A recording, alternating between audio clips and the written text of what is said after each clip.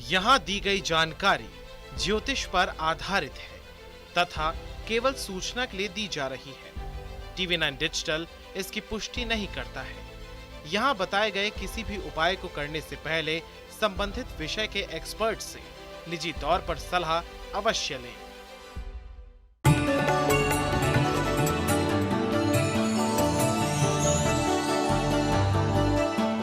नमस्कार, astro science में आपका बहुत बहुत स्वागत है। मैं हूं आपके साथ कीर्ति अरोड़ा और मेरे साथ है एस्ट्रो साइंटिस्ट गुरुदेव GD वशिष्ठ जी।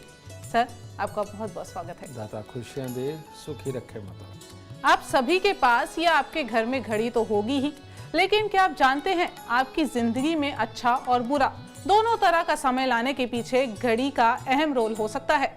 सोच में पड़ गए ना कि आखिर कैसे एक घड़ी हमारे सौभाग्य को दुर्भाग्य की कहानी गढ़ सकती है। आपके सभी कंफ्यूजन का हल आपको कहीं और नहीं, सिर्फ एस्ट्रो साइंस में मिलने वाला है।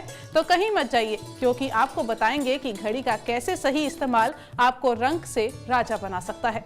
इसके साथ साथ आपकी राशि के पूरे दिन का हाल भी हम गुरुदेव से जानेंगे। लेकिन गुरुदेव, सबसे पहले हम आपसे जानेंगे कि घर में घड़ी किस दिशा में लगानी चाहिए, वास्तु के अनुसार घड़ी कहाँ लगी होनी चाहिए। तो इसके लिए तो कीर्ति मुझे दोनों ही जवाब देने पड़ेंगे कि कहाँ नहीं लगानी चाहिए। बिल्कुल, ठीक है ना। जन्म कुंडली के अंदर लाल किताब के अनुसार राहु के जो शुभ स्थान है वो है जन्म कुंडली का छठा घर और जन्म कुंडली का तीसरा घर। तो जन्म कुंडली का तीसरा घर यानी कि दक्षिण और जन्म कुंडली का छठा घर यानी कि उत्तर। तो आपका कमरा हो या आपका घर हो, हमेशा जो घड़ी है वो हमेशा उत्तर दिशा में या दक्षिण की दीवार पे ही लगे, वो ज़्यादा उत्तम फल देती है। लेकिन जो राहु का सबसे खराब घर है, जहां वो बहुत नुकसान देता है, वैसे तो राहु कई जगह नुकसान देता है, लेकिन जो खास तौर पे वहां नुकसान ही करता है वो है घर की दक्षिण पूर्व साइड। यानी कि दक्षिण पूर्व के अंदर, यानी कि जन्म कुंडली का 12वां घर, इसके अंदर राहु सबसे बुरा माना जाता है। खर्चे देता है, सोच देता है, काम को पूरा नहीं होने देता, बीमारियां दे देता है। तो इसीलिए भूल के भी घर के या कमरे के दक्षिण पूर्व के अंदर आपको घड़ी बिल्कुल नहीं लगानी चाहिए, वरना ये तकलीफ़ों का बहुत बड़ा कारण बन जाती है। लेकिन अब यहाँ पर दूसरी बात एक और भी आ जाती है कि घड़ी आपके लिए रखना शुभ भी है या नहीं है। क्योंकि राहु किसी का अच्छा हो तो आप उत्तर में लगाइए, आप दक्षिण में लगाइए, बहुत अच्छी रहेगी। लेकिन अगर राहु ही जन्म कुंडली के अंदर बुरा है तो फिर आप चाहे उत्तर में लगाएं चाहे दक्षिण में लगाएं, आपके लिए अशुभ ही रहेगा। तो इसीलिए जब आप घड़ी खरीद के लाएं, आप बेशक इनकी दिशाओं में लगाएं, लेकिन उसके बाद इस चीज़ के ऊपर आप बिल्कुल वॉच रखिए कि उस घड़ी को लगाने के बाद लोगों से, भाइयों से धोखा तो नहीं मिल रहा। इसके साथ में आपके कामकाज के अंदर सफलता क्या पूरी आ रही है, या ऐसे में नौकर छोड़ के तो नहीं जा रहे, या नौकर आपको धोखा तो नहीं दे रहे। ठीक है, अगर ये सिम्टम्स आपको नजर आए तो आपके लिए घर पर दीवारों के ऊपर घड़ी लगाना, और भले ही उत्तर में हो चाहे वो दक्षिण में हो या किसी और तरफ हो, आपको घर के अंदर घड़ी बिल्कुल नहीं लगानी चाहिए। ये बहुत बहुत अशुभ हो जाता है। गुरुदेव, जैसे देखा गया एक ही घर में बहुत सारी घड़ियां होती हैं, तो ये सही है या नहीं?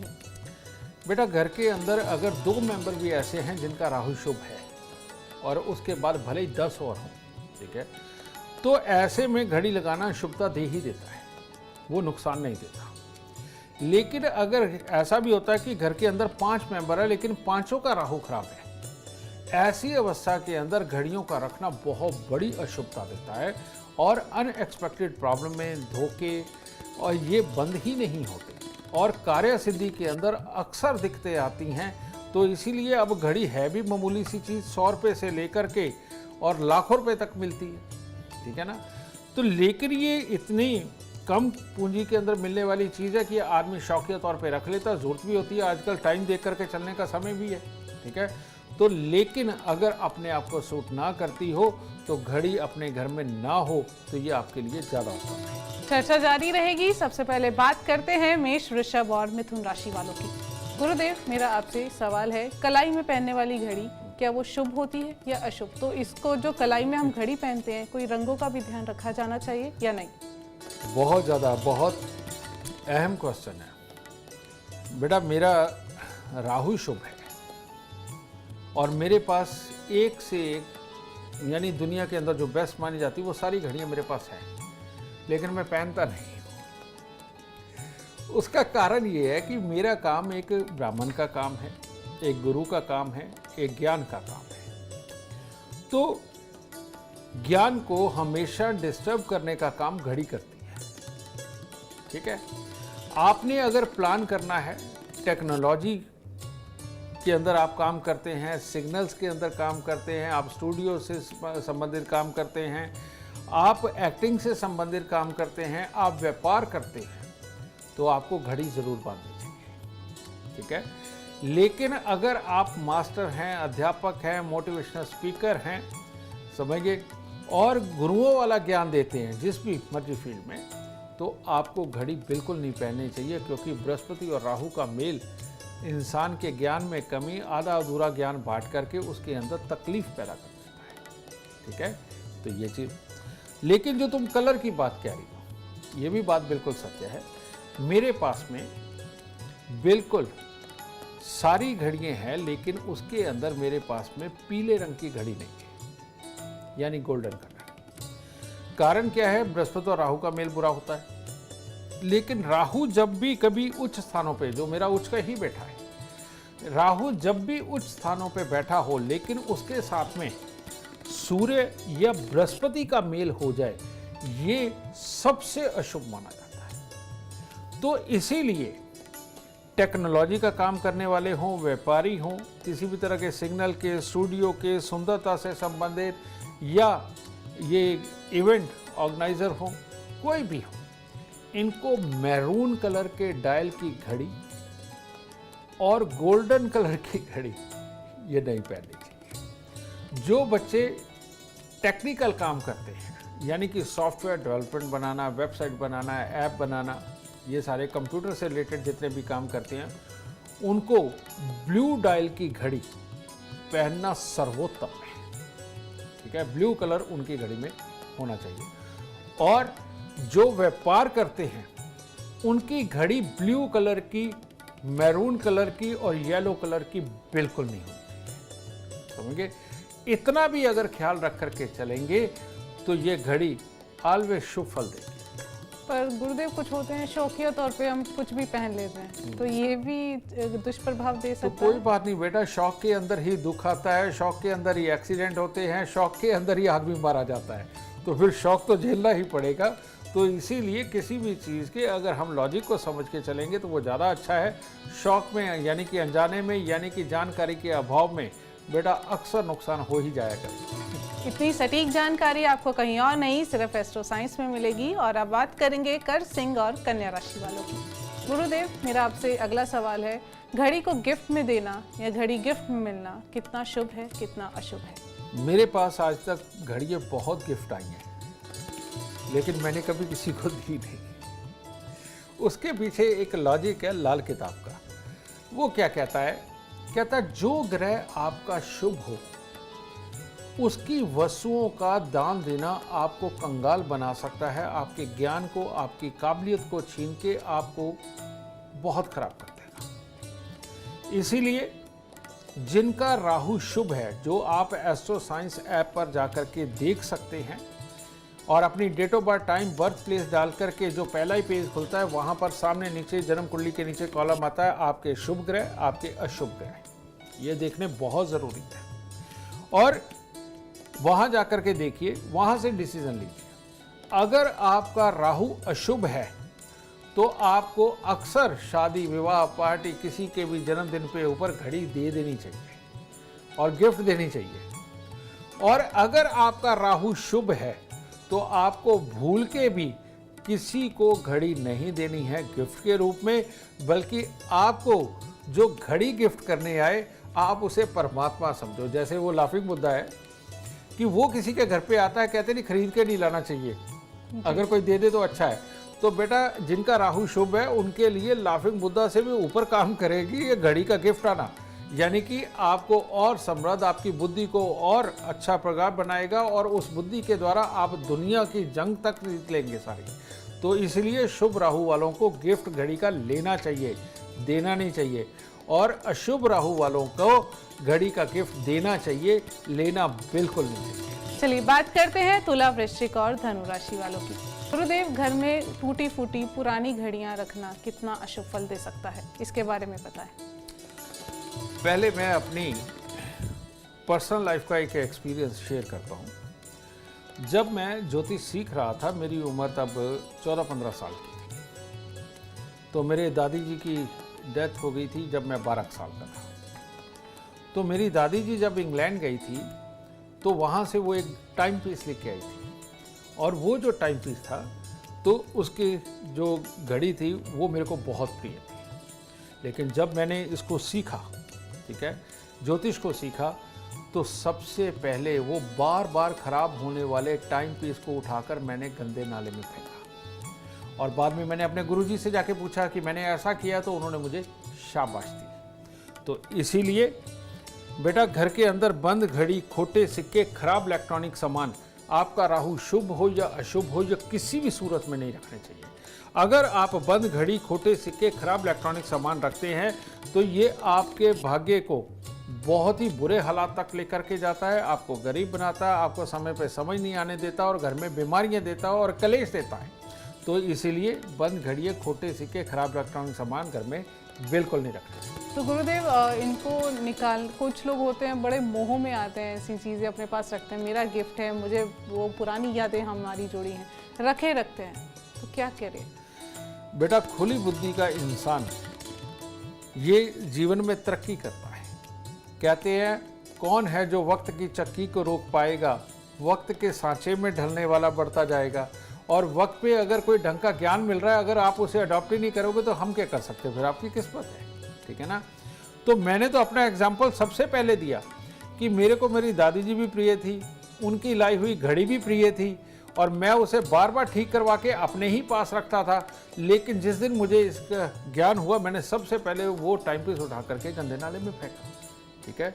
और अगर एक गुरु ये काम कर सकता है तो आपको भी ज़रूर कर लेना चाहिए अपनी अच्छी किस्मत के लिए, क्योंकि सदियों से, ये दशकों से, सदियों से बेटा ज़िंदगी तो बनती आई है, मिटती आई है, और आपको पता है आत्मा कभी नहीं मरती। श्री कृष्ण जी ने कहा है वो तो फिर लौट के वापस आती है। तो काहे को चीज़ों से प्यार करना, किसी न किसी जन्म में घूमती हुई वही आत्मा आपको फिर मिल जानी है। तो खामखाई चीज़ों से प्यार मत करिए, उन आत्माओं से प्यार करिए। बहुत खूब। बात अब हो गई मकर, कुंभ और मीन राशि वालों की। गुरुदेव, कभी कभी हमारी घड़ी समय से आगे भाग जाती है, कभी कभी हमारी घड़ी समय से पीछे चल रही होती है, तो ये किसी अनहोनी घटना का संकेत है क्या? बिल्कुल, ये संकेत ही होते हैं बेटा। जब आपकी घड़ी समय पीछे का दिखाने लगे, यानी कि हर 2-3 दिन के अंदर उसकी सुई को सेट करना पड़े और घड़ी पीछे का समय दिखाए, 2 मिनट 5 मिनट पीछे हो जाती है, ये आपका समय शुभ नहीं होता। इसका मतलब ये है कि इस वक्त में कोई भी बड़ा काम ना करें। इस वक्त के अंदर पैसा लगा करके, ज़्यादा पैसा लगा करके जो कार्य करने हैं उनके अंदर तकलीफ आएगी।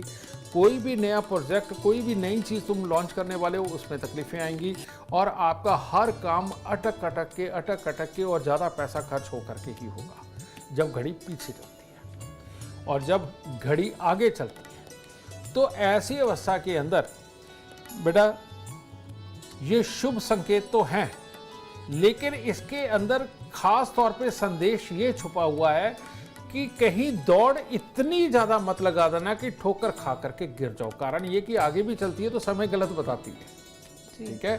तो ऐसी अवस्था में इसमें संकेत ये होता है कि वक्त पॉजिटिव है, लेकिन ठहराव के साथ, समझदारी के साथ आप अपने नए कामों को अंजाम दीजिए। कम खर्चे करते हुए नए कामों को अंजाम दीजिए, आपके लिए समय शुभ है। लेकिन अगर कहीं ये हुआ कि नहीं मैं तो जीत जाऊंगा, मैं तो ये सारा पार कर जाऊंगा, पूरी दुनिया को खा जाऊंगा, मैं ये भी कमा लूंगा, वो भी कमा लूंगा, इसके अंदर शुरुआत में काम तो कुछ अच्छे होते हैं, लेकिन आगे जाके आदमी ठोकर खा करके गिर ही जाता है। जैसे एक कामयाब इंसान जो बहुत ज़्यादा कामयाबी पा जाए, उठ जाए, और उसके बाद उसके दुश्मन पैदा हो जाए या उनको कामों के अंदर गलतियाँ निकाल के उसको निकाल के एक बाल की तरह रख दिया जाए बाहर, तो ये इसी सिम्टम से पैदा होता है। उसकी घड़ी आगे चलती है और वो तेज़ी के साथ दौड़ता है, लेकिन उसका दौड़ना, उसका करना उसके साथ वालों को पसंद नहीं आता। उसकी वजह से पैसे, काम और हालात की चोट खाता है। तो इस सिम्टम्स को ज़रूर जांचना है। गुरुदेव, अक्सर देखा है कुछ लोग समय पर पहुंचने के लिए कहीं भी वो घड़ी को 5 मिनट 10 मिनट या अपनी सुविधा के अनुसार आगे कर लेते हैं, तो ये सही है या नहीं? ये बिल्कुल भी गलत नहीं है। हमेशा घड़ी को 2, 4, 5 मिनट आगे ही रखना चाहिए। इससे क्या होता है कि जो इंसान भी ये काम करके चलता है वो समय का बड़ा पाबंद होता है और समय पे काम करना उसकी खूबी होती है, ठीक है। और ऐसे इंसान दिन के अंदर कम से कम 10 बार घड़ी ज़रूर देखता है, ठीक है। तो ये वाली काबिलियत आप अपने अंदर अगर पैदा भी कर लें और नहीं है तो पैदा भी कर लें, तो ये आपके लिए बहुत बहुत बहुत शुभ रहेगा। और घड़ी को ऑलवेज 2, 3, 4, 5 मिनट अगर आप आगे रखते हैं तो ये आपके लिए अति शुभकारी है। एक सवाल और है मेरा गुरुदेव, घड़ी रुक जाए तो ये किस अनहोनी का संकेत है? घड़ी रुक जाए, खास तौर पे घड़ियाँ रुकती कौन सी हैं? एक तो निकलती जो वो अपनी नस से चलती है, ठीक है। ये वाली घड़ियाँ घर पे नहीं रखनी चाहिए। ये घड़ी समय रुका हुआ बेटा, ये अच्छा नहीं होता। और ये वैसे भी राहु रुके हुए को मानता है। राहु बोलते हैं विचार को। विचार आते रहे तो अच्छा, विचार रुक जाए तो सबसे ज़्यादा नीरस जीवन बन जाता है। तो इसीलिए ये घड़ी घर पे नहीं रखनी चाहिए। दूसरा होता है सेल ख़त्म हो गए या कोई उसमें खराबी आ गई या कुछ ऐसे सुई ही टूट गई। ये जितने भी सिम्टम्स हैं ये खराब राहु के सिम्टम्स होते हैं। और ये होता कब है? जब आप कोई इलेक्ट्रॉनिक सामान खरीद के लाते हैं या इलेक्ट्रॉनिक का कचरा आपके घर के अंदर आने लगता है या आप किसी पे शक वहम करने लगते हैं, राहु आपको तंग करने लगता है, समझ गए, और गुस्सा ज़्यादा करवाने लगता है, तब घड़ी रुकती है, तब घड़ी खराब होती है। तो घड़ी का रुकने ने तो आपको तय कर दिया कि आपका समय खराब है, लेकिन आप उसमें सेल डलवाएं या बाकी का उसको ठीक करवाएं, रिपेयर हो जाएगी। लेकिन इसके साथ में आपको हर सूरत में उन दिनों में कुत्ते और कौओं की सेवा ज़रूर दर ज़रूर करनी चाहिए। जो अंग भंग भिखारी होते हैं, जो मांग कर के खाते हैं, उनको जलेबी, लड्डू, समझे, जिनके अंदर रस भरा हुआ होता है, बूंदी वाले लड्डू, ये ज़रूर खिलाने शुरू कर देने चाहिए। या हाथी को गन्ने खिलाएं या हाथी को मूलियाँ खिलाएं। इन दिनों के अंदर अगर आप ये करते हैं तो इधर घड़ी भी नहीं रुकेगी, उधर आपका जीवन भी नहीं रुकेगा। सारा जीवन बहुत अच्छा खुशहाली की तरफ। उम्मीद करते हैं अब आपकी घड़ी आपके लिए हमेशा अच्छा ही समय लेकर आएगी। और अगर आप ये जीवन में सफलता चाहते हैं, अपार धन और लाभ चाहते हैं, तो गुरुदेव के बताए उपाय जरूर करें। उम्मीद करते हैं आपको आज का विषय पसंद आया होगा। कल आपके सामने लेकर आएंगे एक और विषय जो आपकी कॉम्प्लिकेटेड लाइफ को बना देगा आसान और खुशियों से भरपूर।